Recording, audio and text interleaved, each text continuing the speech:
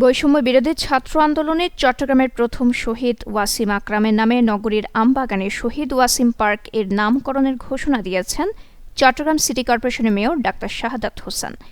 আজ ১৯ নভেম্বর মঙ্গলবার পার্কটি পরিদর্শনকালে মেয়র ডাক্তার শাহাদাত হোসেন এই ঘোষণা দেন।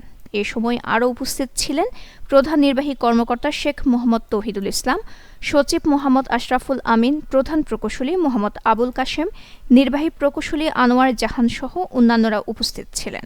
এর আগে মেয়র কয়েকটি সড়ক পরিদর্শন করেন। নিউজ ডেস্ক, দৈনিক পূর্বকোণ।